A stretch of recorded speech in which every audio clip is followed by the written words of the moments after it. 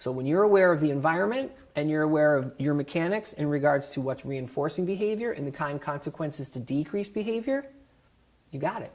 You got it. You got it nailed. The dirty little secret in dog training is that it has very little to do with the dog. It has more to do with us. You can't predict what's going to happen, but you can prepare how you'll respond.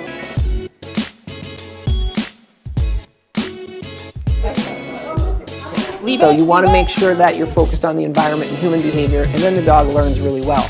Behavior's in the environment, not in the dog. Okay, leave it all the way. If you really want to help dogs, it's not about one film. It's about film every day. It's about content every day. So it's the ripple effect. It's not just one time. You want to just bombard culture with the proper info.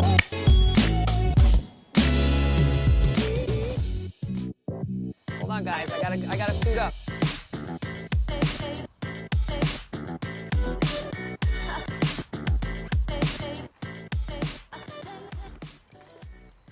Yeah, you know about the leash, huh, honey? So love that, how she totally blows you off, goes right over to mom and Max, says, okay, I know I'm going for a walk. I see the leash. She's a smart dog, man. She's a wonderful dog. She really is. Yes! Yeah, don't point the camera at her. Yes! Keep the camera on me. I'll get her on the GoPro. I don't want anything in her face. Yes! Yes. So we're just let her smell you if she wants to. I'm sure your shoes smell like your dog. Most likely.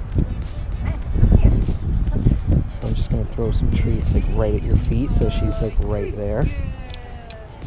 That's why I wear the GoPro. Leave it, touch. Yeah. We've done a lot of work with people and Lilah and coming in and nice. Nice, good girl. Yes. It's sad that people, they get sold a bill of goods, you know? And if their culture supports it, if dogs are like third, second class citizens, or they need to be taught a lesson, and you really fuck a dog up, man. You really fuck a dog up bad. And I'll tell you, for us legits, people who know what we're doing, makes my job 10 times harder. Right away, Yes, leave it, leave it. Dude, don't do that ever again. Leave it, touch. Just don't do that again. All the way, come here. Sit. I wish I never had to take an aggression case, you know? And when we get this culture cleaned up, you're gonna see a dramatic drop in aggression cases and fear and stress. And look, she's laying over there. She's over there laying around. Look. Now, if you had walked in the house, right, with the camera, and you just walked in, there would have been a major problem. Everybody know what a clicker is? Okay, so clickers, we're not going to use them, but what a clicker is, it's a marker. And what animal trainers have figured out about markers is that if you have a salient sound, the moment the dog does the behavior and you mark it and then you give them a food reward, they learn really fast. So we use the word yes because you can always have it. You can say it loud across the yard or outside if there's distractions, and you can say it quiet at night, right? If someone's sleeping, you know, if somebody's sleeping and you're training your dog, they might get upset that you're clicking something. So we use the yes marker because you can always have it. You can say it at different volumes. You can even elongate the S. So that's what we use. So it works like this. If I ask the dog for a sit and the butt hits the ground, yes. And then I give him a treat. Now that marker buys you a 2 to 4 second bridge to get the food. Actually, the technical term for a marker is called a stimulus bridge. And when I work with dogs who know the marker, who've been trained with it, they're way smarter. The other dogs are always smart, but the dogs who don't get the marker, a lot of times they're a little less quick to pick up on stuff. So we use that to mark behavior when we're going to use food. Okay, so if you're going to use a food reward and you're going to pay for that and you're going to mark and pay for it, then we're going to use it. If you're using a tennis ball, you know, and the dog sits, okay, and you toss the ball, or if you're letting the dog through an enclosure or out a door, you don't need to mark, and you also don't need any food because the reward is this. A lot of times I'll double pay a puppy, right? So you're at the door and they're a little apprehensive and they've waited and they come out, and I'll pay them because I want to pad that event because they might feel a little unsafe. The world's a big place. So there's a little bit of leeway there, but typically you can also use access and toy tosses as rewards as well, and you won't need a marker there, okay? Now the other way that we use the yes marker is for counter conditioning. And this is crucial because, as I said earlier, your dog is going to have a safe, unsafe, neutral determination about everything. And a lot of times with puppies, they'll watch the jogger and they're like, okay, and not much. But then around 6, 7, 8 months, they see the jogger and it's bark, bark, bark, bark, bark. Because they got startled because they had all that time with no reinforcement. And while they weren't barking and carrying on, they may not have felt 100% safe by that sudden appearance of the bike, the jogger, the car. I get far too many emails with, my dog was great as a puppy, and now they're 6, 7, 8, 9, 10 months, and now they're in adolescence. There's different brain chemistry happening when your dogs enter adolescence versus puppyhood.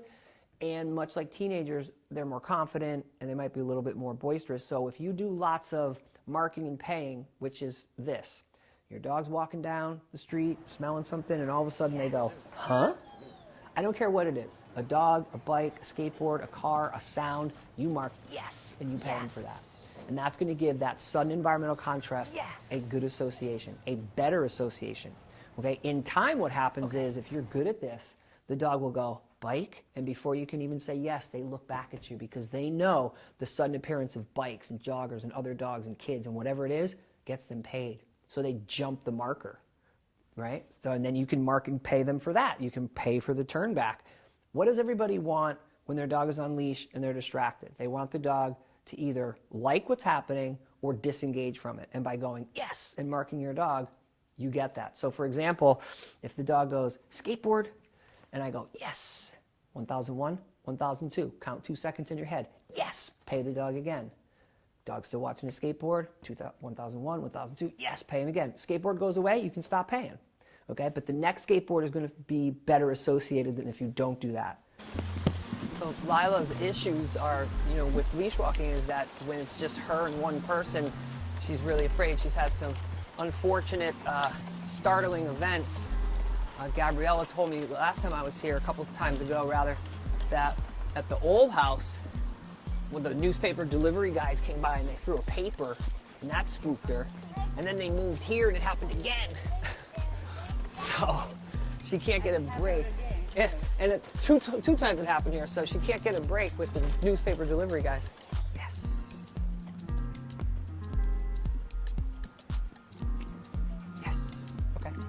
That's enough with that in the face. Come on, let's go this way, up front. Come on. Oops, not behind me. No, we never go behind, honey. Come on, can't let you go behind me. Come on, you can go over here. Come on, get your grass. Come on, go ahead, get your smells. Good girl, you get your smells. Yes. Touch, yes. All right, so we got some guys ahead. Yes, she's just spotted them, right? Unloading the truck, so this is always, yes, a potential issue for her, right? So they're unloading some stuff. Yes. So I'm just gonna keep a nice high rate of reinforcement, yes, as we approach. Yes. Plus we know she's got an aversion to traffic, so this is a little criteria stacking.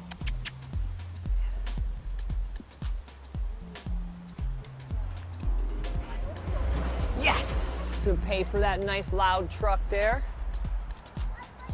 Let her get some smells here, let her gather some scent. A lot of people don't let dogs gather scent. Like, I let her hustle up because that's gonna reduce her stress. Yes. Yes. Yes. So while they're moving and they're making a lot of sound, yes. I'll wait, let them fade out. Yes. Okay, come on, good girl.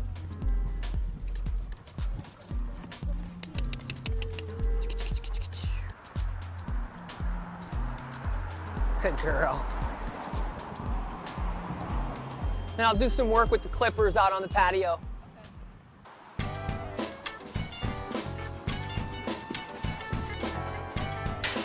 Lilah some water. Come on, get some water.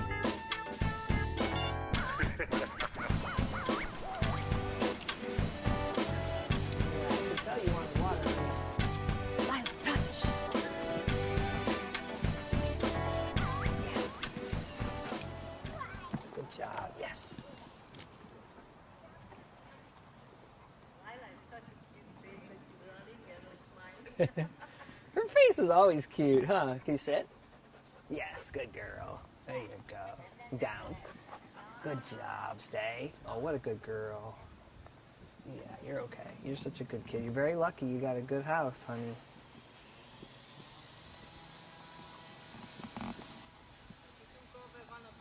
Stay. Oh, yeah? Yes. Yes. Yes. So what you do with the nail clippers is you break it down, small parts. You know, you don't just want to grab the dog's paw and start cutting. Lilah's got some issues with, you know, her paws being clipped, as a lot of dogs do. So, yes. So I'm going to break that all down. So I show her the clippers when we're playing fetch. I come over, I do a couple of quick shows, pays, touches and pays, and then I do some, right? Because that's the whole process. Like if I'm going to clip her paw, I have to take her paw, hold it so her nails are spread, and then, you know, add the clipper. So if we're going to do that whole process, it would look like that. Yes, and you see that time there, she was pulling her paw away because the clipper was in the picture. The other two times, and even now if I take her paw, see how she doesn't pull away, right? So that's one of the things with the clippers. If you're going to end up using them, you've got to really break it down. And yes, and pay for Max's crazy sounds. She was like, what is that crazy sound?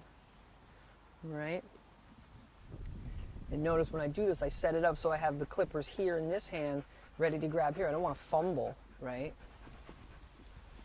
Yes, and that time there she didn't pull away, which was nice. That was great. And that's all we're going to do for today. I did some stuff like that the other day. You know, take it slow. You know, like Gabriella was saying, she's going to touch her paws. You know, she knows how to pull the clippers out, pay her. All that'll help, and then we will get nails clipped. I'm confident. I'm confident.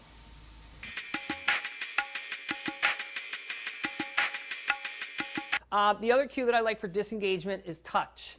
And this is hand targeting. Same thing as we did with SIT. We don't want to say the word right away. We want to get a couple of days of the behavior. Your hand signal for touch is this. Yes. And when your dog hits your palm with their snout, mark yes and pay. Yes. Now it's natural for dogs. They're going to want to check out the palm. Okay? No, you a little scared? You're not. Yes. You're not scared. Okay? So hand signals like this, right? You present it to your dog. They touch your palm with their snout. You mark yes and pay. Resist the urge to touch the dog with your palm, right? Hold your palm steady. And you really want this to be your hand signal because this is the beginning of what? What's this hand signal the beginning of? Right. So we don't want it to be this. And this is what? Right? Or wait, or the beginning of down. So dogs are great discriminators. We want them to know that this means touch. TOUCH is great to thwart jumping, especially for little kids, because if they do this, the dog's touching their palm and they're not jumping. Okay? Touch is great to get your dog across the room or the yard. Touch is great if your leash is out a little far and you want to shorten it. You ask for a touch, and then when they come back, you can shorten the leash. So let's go ahead and just do a quick round of just a hand signal. You can use a little kissy sound if you need to get your dog focused. And when they touch your palm with their snout, mark yes and pay. Yes. Good job. Can I have some of your energy and your happiness and just bottle it? Oh, goodness.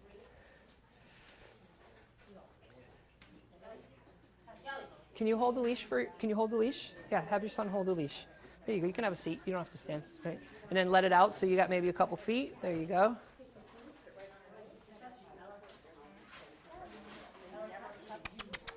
Yes. So you see how I get really excited and I just, yes, right? Make some kissy sounds. Now the other thing is you're going to have to bring some higher powered payment. Yeah. Real meat bits. We talked about that at orientation, how what you use at the house may not necessarily work. Yes. Yeah, good girl. Yes, good job. So no word yet, guys. 2 days. Just get the behavior. Nice. Good work with Elsa. Good. Yes, nice. And again, you can use some kissy sounds or little clicky sounds to get your dog focused.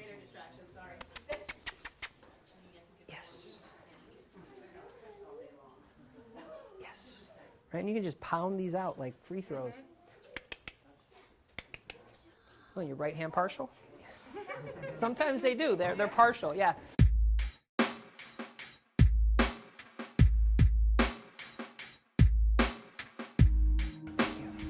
Hey, Martin, so you can stay a little bit closer this time if you want. I'll let you decide. Okay, Nance.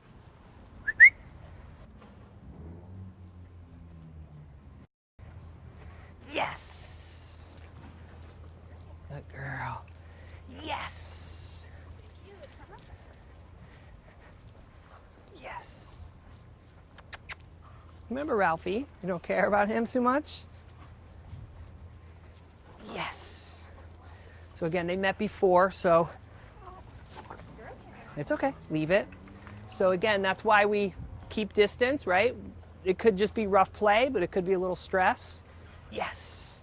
So let's head this way. Okay, we're gonna let her go first.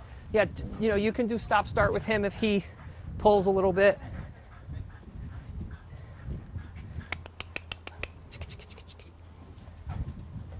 Come on, it's okay.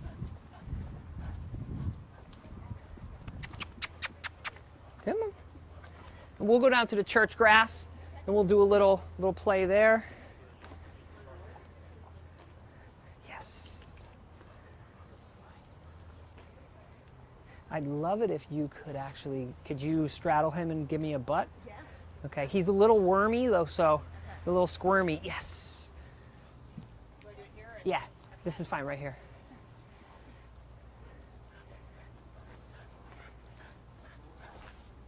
We get him a little more treats. Okay, I'm good. Yes. He didn't budge. Yeah. Well, because I think you got the hold, you know. Yes. How has she been doing in terms of her walking and reactivity and good? Excellent. I stayed like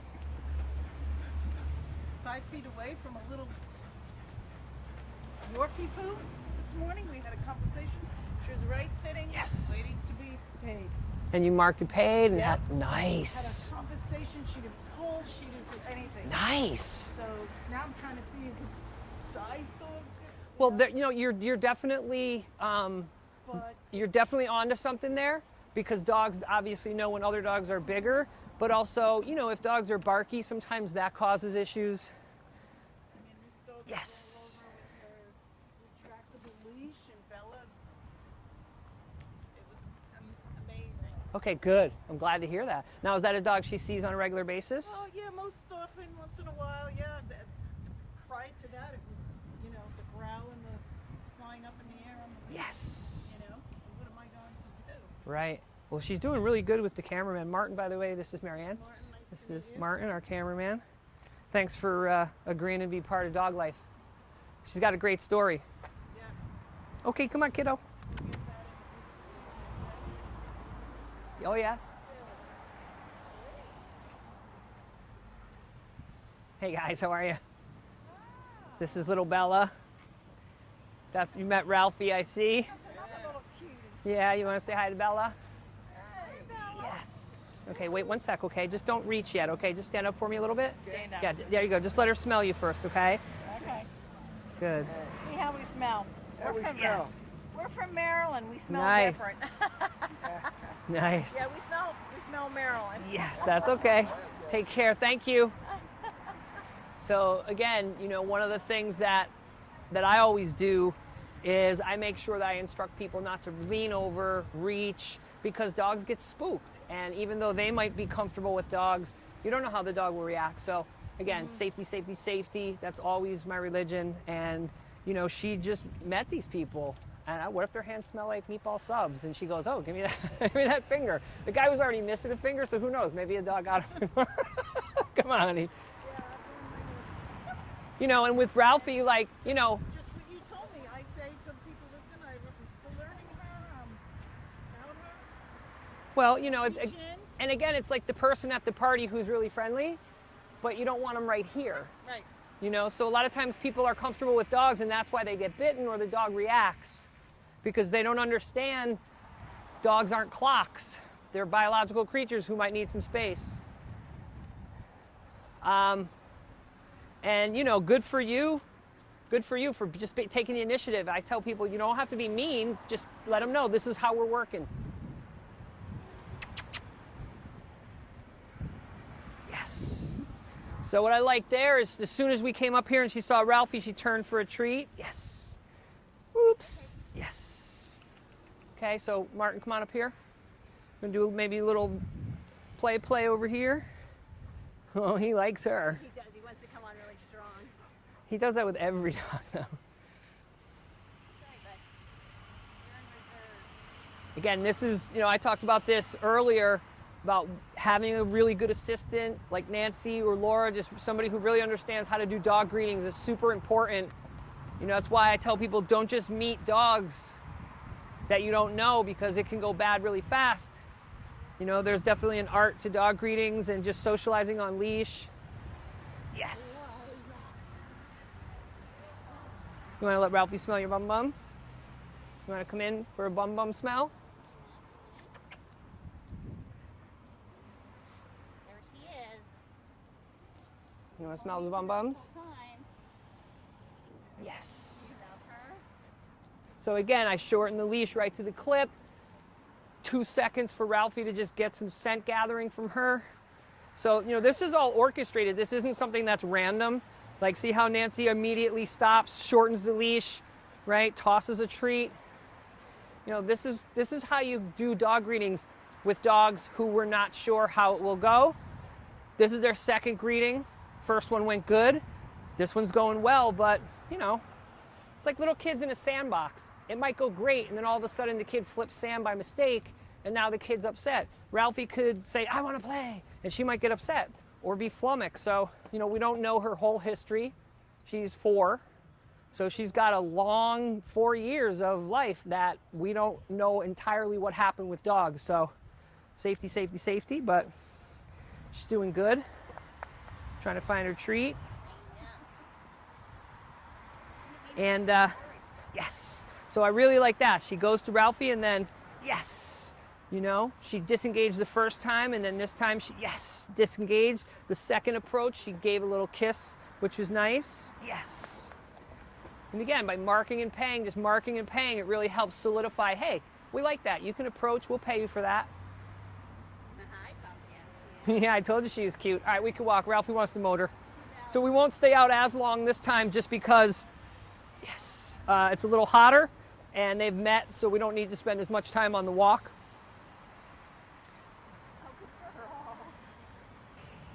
So, and again, I love the fact that, they're interested in each other, but they can disengage, they can go gather scent. Right? So you want the dog to feel good, but not to be so obsessed that they can't focus, which we don't have, which is good. A little ambivalence mixed with happiness is always good.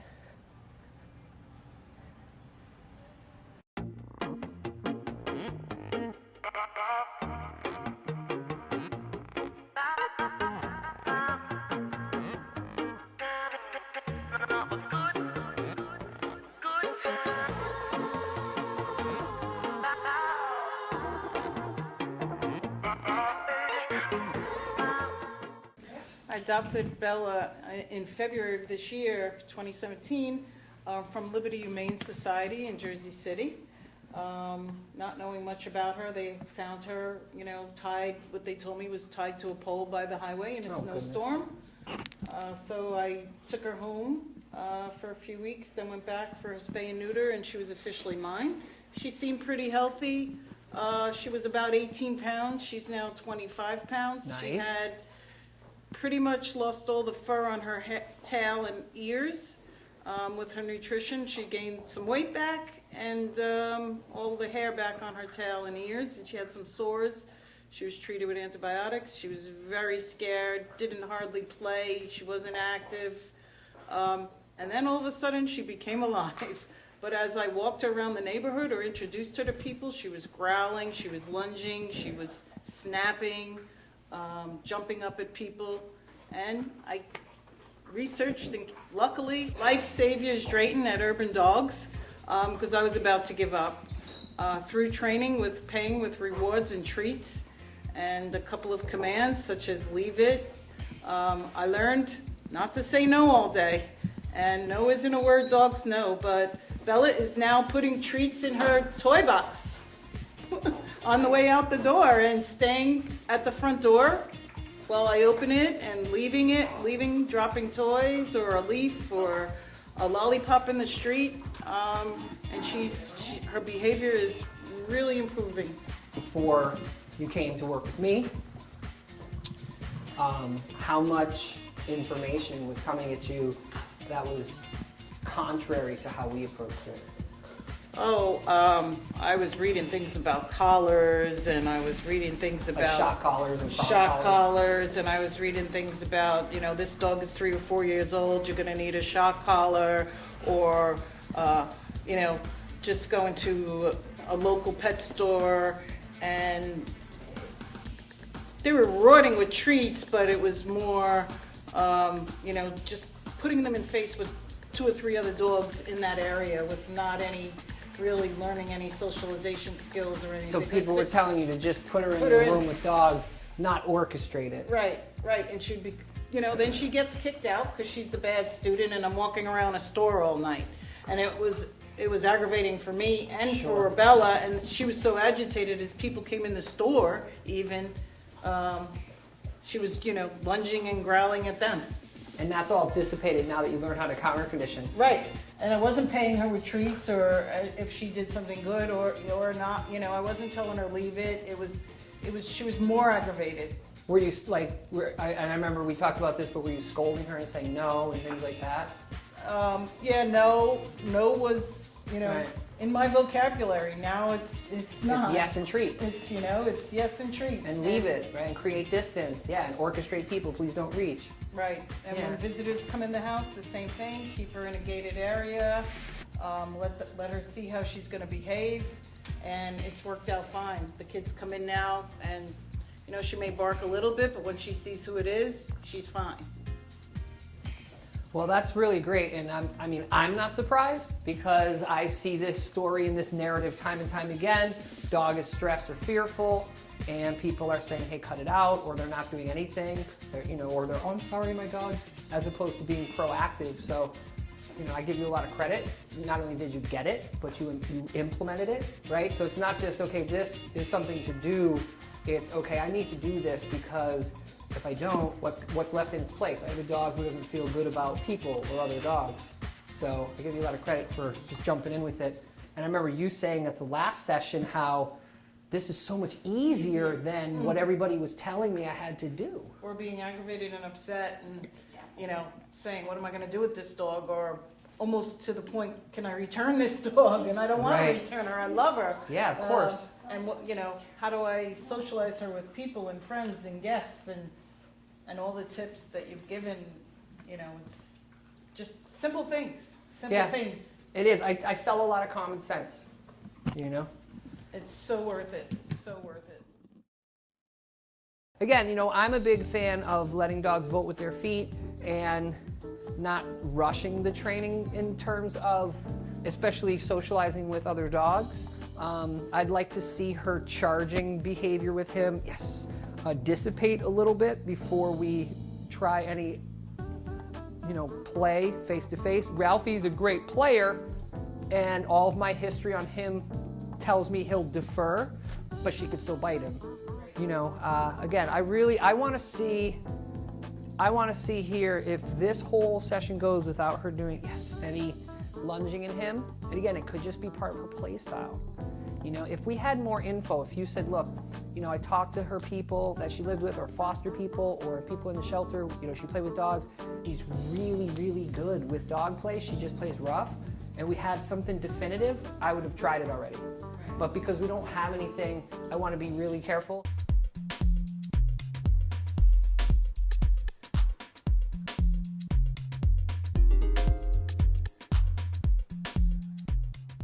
So we talked about sitting down last week, introduce stay. So what we're going to do now is we're going to do a round of sit stays, and it works like this. If your dog's in a sit already, say stay, then pay. Stay, then pay. Stay, then pay, and then release. Okay. And then again. Stay, then pay. Stay, then pay. Stay, oops. Stay, then pay. And then, okay. and then release. So do 3 or 4, stay, pays, and then release, and then do it again. Everybody's got someone to hold the leash, so whoever's holding the leash, just have to hold the leash about, a couple feet in length, and then the other people can train, okay? So let's just see some quick sit stays.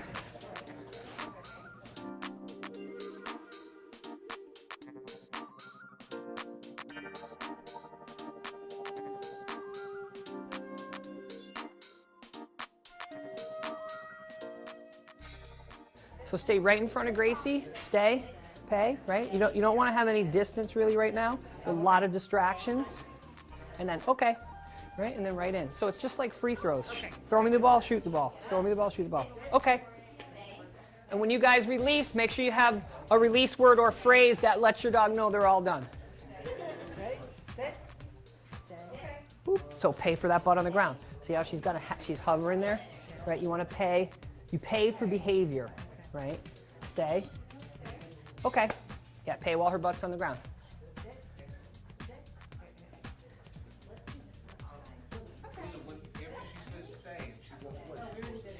Stay. Well, did you release her? Okay. Well, then you got to release her when you're done with the stay. So, sit. Stay. Stay. Okay, release. Okay, all done, right? If you just walk away and your dog follows you, then why would they not follow you, right? Yeah. Right? Don't get in the habit of thinking, oh, I want my dog to stay while I walk across the yard. That's a trick you do at the barbecue for people to show how cool your dog is. You need a lot of little stays, like stay and wait at the door, sit and wait before I put your food down, things like that. So get lots of short stays. Okay. All right, guys, go ahead and finish up that sit stay, and then we're going to talk about down stay.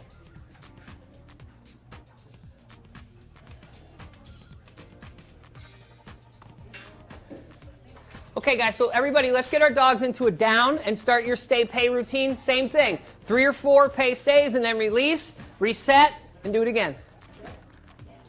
Try to get your downs from a stand if you can. You don't want to get all of them from a sit. Okay, so we're going to do down stay, right? Down, right? We're going to do down stay. Stay, right? Oops. Down. Stay. Yeah, try not to have too much distraction, okay, hun? Okay? Okay. So you got to pay her quick because she's going to want to jump up, okay? Oops, so you got to get that food in quick, okay? So we got to get the food in quick, okay? So don't keep saying it. Say it once and then use the lure. So when she goes down, don't push her butt down, okay? Even if you do it gentle, what happens is that butt push is too salient. Stay. So you got to get the food in quick. That's what's you can break that cookie up a lot more, okay? Stay. See how small my pieces are? Okay. Right, and then just do 3 or 4 pay stays. So the reason why you don't want to push her butt down is because that's salient, and she's going to expect that if you ask her for a down, right? Okay.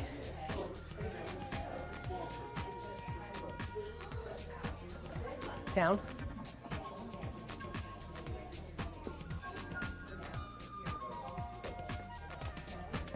Stay. Stay.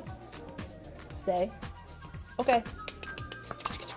Right, so you just want to pound these out, right? Like you're doing free throws.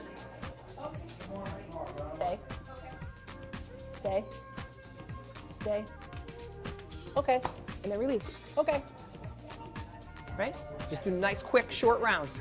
Okay, guys, go ahead, finish up that down stay, and we're going to get these kids back into play.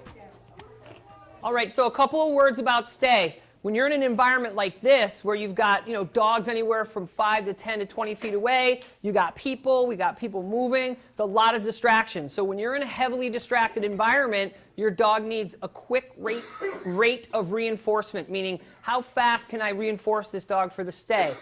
If you're at home and there's nothing going on but you and the dog in the living room, you could probably spread out your rate like every 5 to 7 seconds. So think of it this way. If I ask you to do a really tough job, do you want to get paid more and better or less and worse? So 85% of life with a dog is, I don't want them to do this, I want them to do that. And you need to reinforce things like leave it and touch, etc. Or I want you to sit and stay with me while I'm at the vet's office, but there's 3 dogs and a kid running. So you're going to need a better payment than just one time. Because what's the alternative? Somebody tell me the alternative of not giving the dog a high rate of reinforcement with food in a distracting environment. How else could you have the dog do something? We're going to yell at him? That's not going to be good. Are we going to choke him or hit him? That's not good. Right? We're not going to will the dog because we have magic power. We need payment. And the best way to pay a dog is a piece of food. And you can always make that value, greater or less depending on the environment, okay?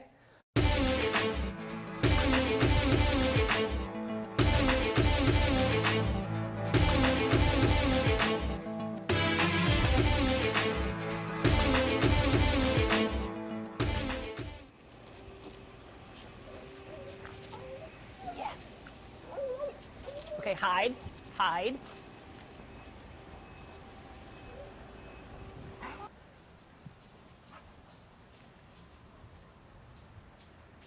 Yes! So we're going to get a lot of duration here from the yes! Yes!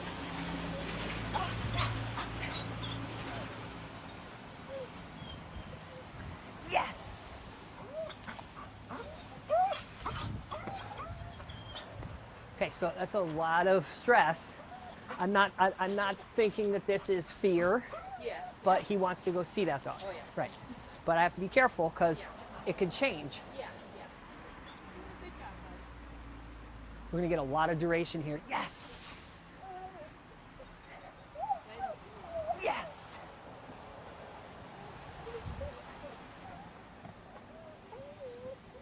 Yes. Yes. Yes. Yeah. Yes. You're okay. Yes. Yes. Yes. It's okay. You're okay. You're okay. You're okay. All right, I'm going to give him a break and just go back here. Just let him smell it out.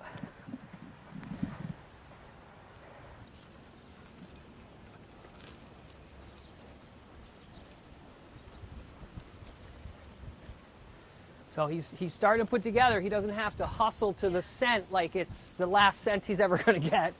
He's starting to figure out, okay, this guy will get me there. I just can't jet out.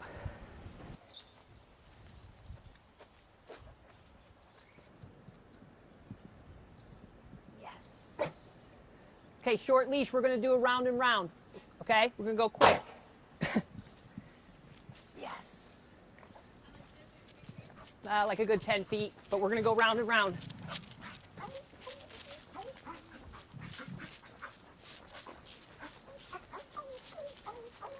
Yes. It's okay. It's okay. All right. Fade out. Fade out. Fade out.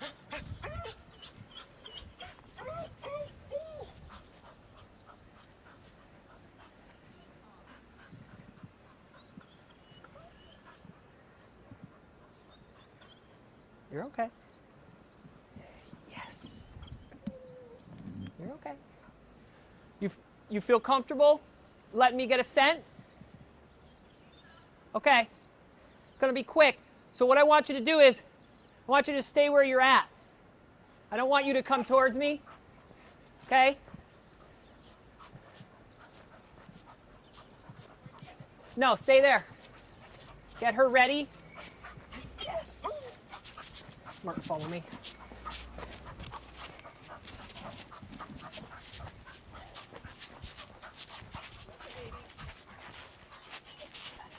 Okay, that's good. That's good. That's good. Okay, let's walk. Let's walk.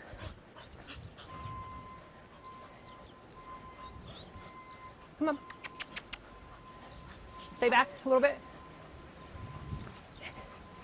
Come on. The thing that makes this difficult is that he can't focus.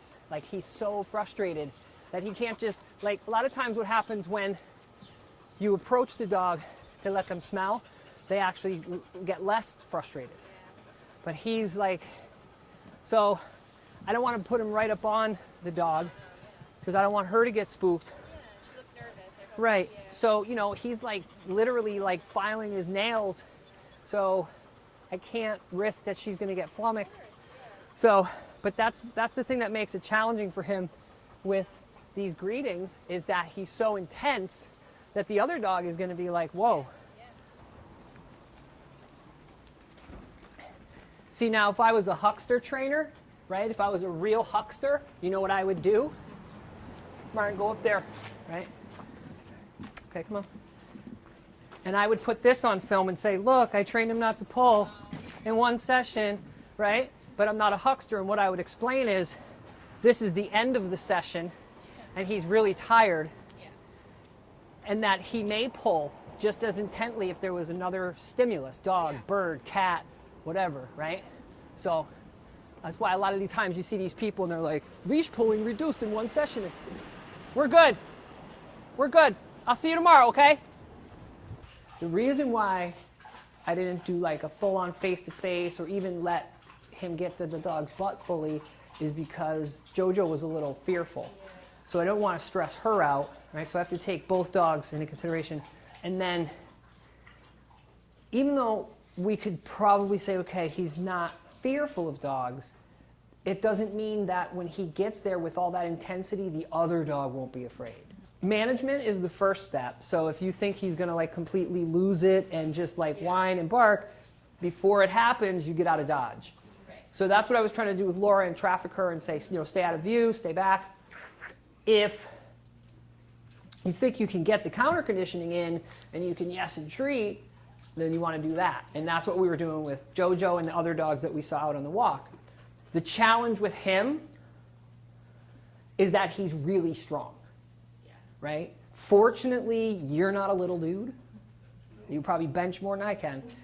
And that's why I was literally like holding him on a short leash, like fixing my physics just to get the food to him, right?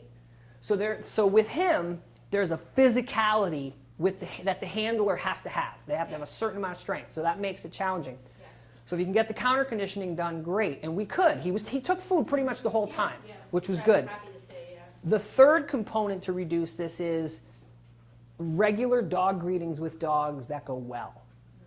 But considering he's so frustrated and he's so strong, and he doesn't just come up to the dog, he's like, what is up? Oh my God, I want to see you. The other dog, right? And then you factor in the other handler. So in this case, we know we've got a professional handler who can handle the dog, can take instruction. That's why you can't just meet any old dog, even if the dog's super friendly and you know the dog, because the dog could become freaked out that he's coming on so strong. And then the fourth component is off-leash dog play. So if you have any dogs that he's friends with, that he can meet and play off leash with, then step that up once or twice a week so that, and it doesn't matter if it's one or two dogs, if he gets to meet a dog, it goes well, and then they get to play, that's going to help the random dog he sees because he's going to be getting satiated. You know, and he might always be a little frustrated on leash. It's quite possible. All I can say is just do the work. It's like lifting weights. Like, you don't worry about the muscles. You just keep doing it. And then one day you're like, oh, I'm kind of ripped, right? You know, or exercising or dieting or whatever it is. You just follow the process and the results will come. The success in my job is client compliance. If they're not doing it, then we can't expect, you know, much success with the protocols and the dog, you know, going through their issues, whether it's benign, or whether it's serious. People have to implement the stuff. There is no magic dog trainer who exists who comes in and goes, your dog is better because I was here today. That's bullshit. And that's something that really needs to be eradicated from the consciousness of dog training and the consciousness of people with dogs. Nobody, not one person on this planet is gifted with any magical powers or energy to change your dog. Behaviors in the environment. There's always a behavior chart that you can follow, and it is environment, history, biology. Something in all of those categories, usually all of them, are going to attribute to why the dog is doing or not doing something. So people got to do the work, right? You got to take the information, you got to apply it, you got to put it into practice, you got to do management, training, counter conditioning, all the things we talk about. Otherwise, you're not going to have any results. Okay, that's just how it is.